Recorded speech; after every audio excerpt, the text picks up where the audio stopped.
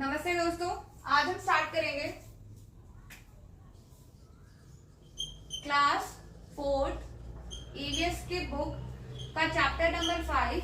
Chapter का नाम है अनीता एंड द हनी बीज।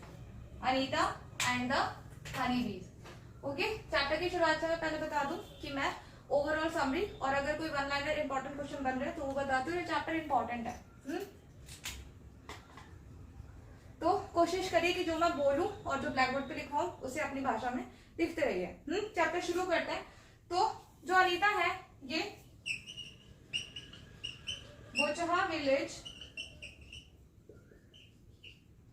मुजफ्फरपुर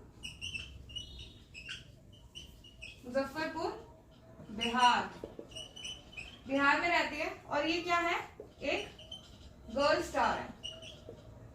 ओके, तो वैसे तो चैप्टर हनी बीज के विषय में, एक बार मैं अनीता के जीवन के विषय में बता रही हूँ कि जो चैप्टर में इनके विषय में बताया गया है। ठीक है, तो ये बोचहा विलेज मुजफ्फरपुर बिहार में रहती है और ये गर्ल स्टार है। गर्ल स्टार वो लड़कियां होती हैं जिन्हें मतलब किसी कारणवश स्कूल नहीं जा पाती और वो उन्हें पढ़ना होता और वो पढ़ती है। ठीक है, तो ये वो होती है गर्ल स्टार।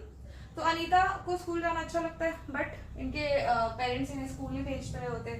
तो फिर एक दिन इनकी गांव की टीचर आके कहती है कि आप अपने बच्चों को स्कूल भेजिए, आपको तो 8th क्लास तक फीस भी नहीं देनी, आप अपने बच्चों को क्यों रोक रहे, तो इन्हें स्कूल भेजिए। अनीता स्कूल जाती है, 5th क्लास तक पढ़ती है, उन्हें पता लगता है। 6th में जब आती है तो उनके पेरेंट्स कहते हैं अब छोड़ दो पढ़ाई।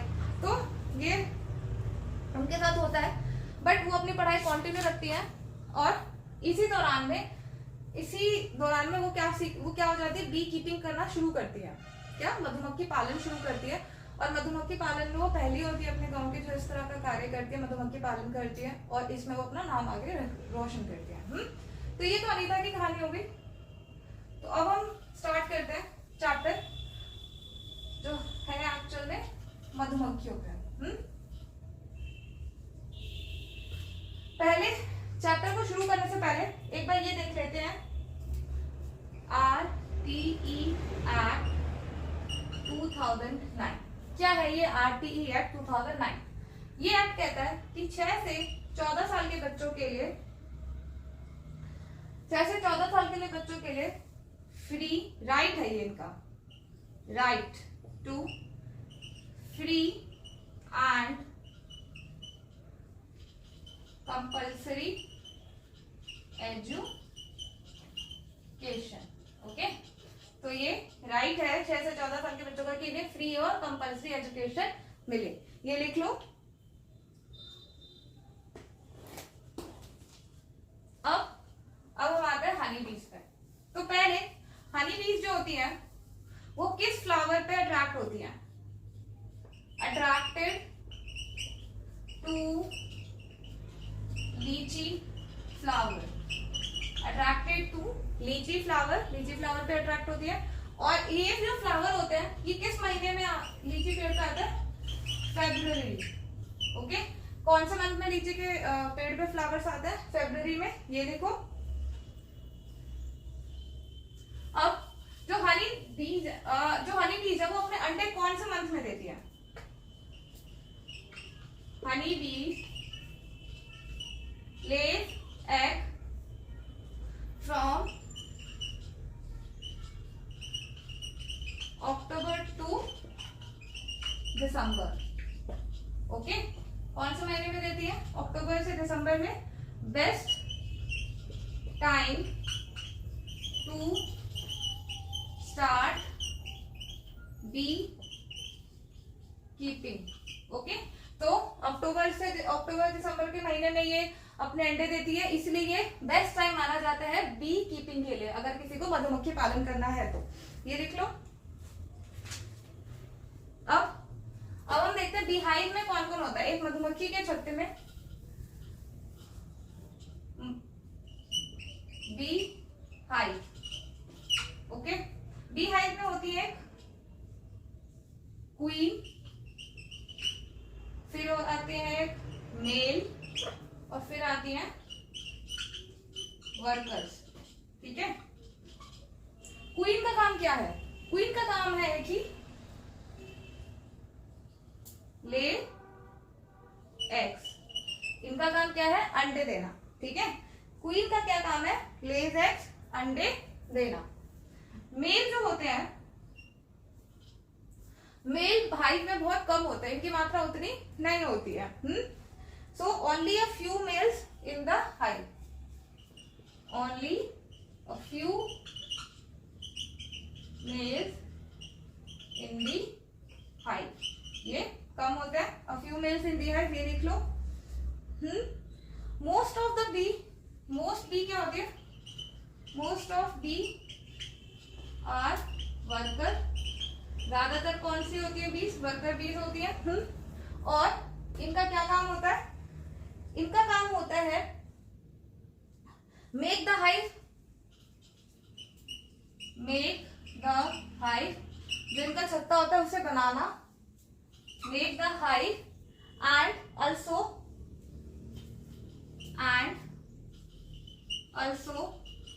लुक आफ्टर दी बेबी, और बच्चों को देखना, ठीक है। क्या क्या काम है? पहले तो ज्यादातर वर्कर बीज ही होती है, और इनका काम होता है हाइव को बनाना, मेक द हाइव, और लुक आफ्टर द बेबी, ये लिख लो। ये हटा देती हूँ, इनके और कुछ पॉइंट्स इधर लिखती हूँ। They fly around the flower in search of nectar. किस लिए घूमती रहती है? In search of nectar. और ये नेक्टर इन्हें कहाँ मिलेगा? फ्लावर से मिलेगा। और ये कलेक्ट करती है नेक्टर को, कलेक्ट नेक्टर फॉर हनी। क्यों कलेक्ट करती है? फॉर हनी, ये लिख लो। एंड जैसे ही इन्हें पता लग जाता है कि यहाँ पे नेक्टर है, तो ये क्या करती है?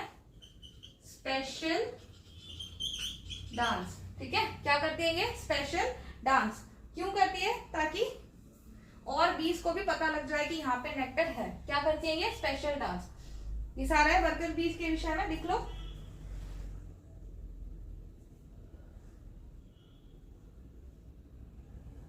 ओके, अब वर्कर बीज इंपॉर्टेंट है, हम देख रहे हैं ना।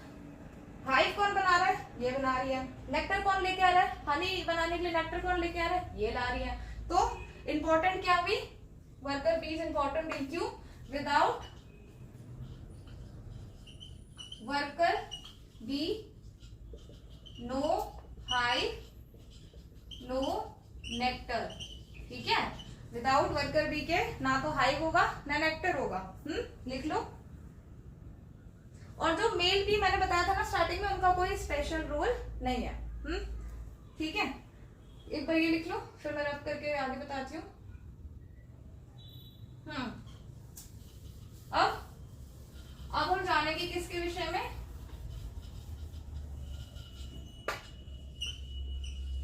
एंट्स, ठीक है, चींटियां। अब कौन एंट, यहां से स्टार्ट करके लिखना। जो एंट होती है ना, ये भी कैसे रहती है? जैसे मधुमक्खियां रह रही हैं। Ant live and work together like honey bee. Ant live and work together like honey bees. Okay, तो एंट कैसे रहती है? जैसे हनी बीज रहती है। इनमें भी कौन होता है? इनमें होती है क्वीन एंट। क्वीन एंट जिसका क्या काम होता है? जिसका काम होता है लेज the egg, Lay's the eggs, अंडे देना इनका काम है। फिर आती है हमारी सोल्जर एंट। इनका काम होता है देख रेख करना, ओके, और गार्ड करना नेस्ट को। Look after and guard the ant nest. इनका काम होता है लुक आफ्टर करना and guard the ants nest. Okay, तो देखा होगा ना कहीं कहीं आपने छोट मिट्टी के छोटे छोटे गोले से, तो बहुत छोटे छोटे से वहां पे चिड़िया जा रही होती है, तो उनका नेस्ट होता है। तो इनका काम होता है लुक आफ्टर करना और एंट नेस्ट को संभालना। फिर आती है हमारी वर्कर बीज। वर्कर बीज, सॉरी वर्कर एंट, सॉरी फिर आती है वर्कर एंट। इनका काम क्या होता है, इनका ये बिजी रहते हैं, क्यों? Busy for collecting food, busy for collecting food and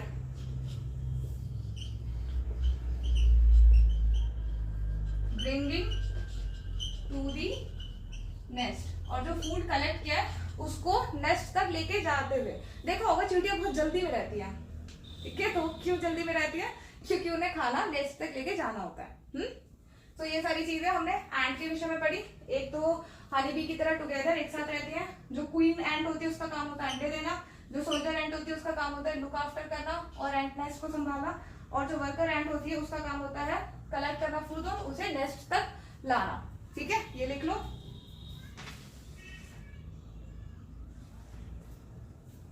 okay, एक पॉइंट है,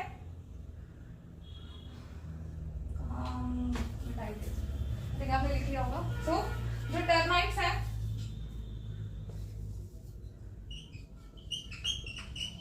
टर्माइट्स एंड वेस्ट also live like this। तो जो टर्माइट्स होती है, टर्माइट्स कौन होती है? दीमक। और वेस्ट कौन होगी? ततैया। ततैया देखो कि घरों में ज्यादातर दिखती है, प्योर येलो कलर की, इधर उधर डंक मार देती है। तो जो वेस्ट वो कौन होगी? ततैया। और टर्माइट्स कौन होगी? दीमक। ये भी कैसे रहते हैं? ये भी इसी तरह ही रहते हैं। ये चैप्टर यहाँ पे एंड हो जाता है। ये चैप्टर इंपॉर्टेंट है, तो आई होप कि आपने नोट्स बना लिए होंगे। मिलते हैं नेक्स्ट वीडियो में, तब तक के लिए धन्यवाद।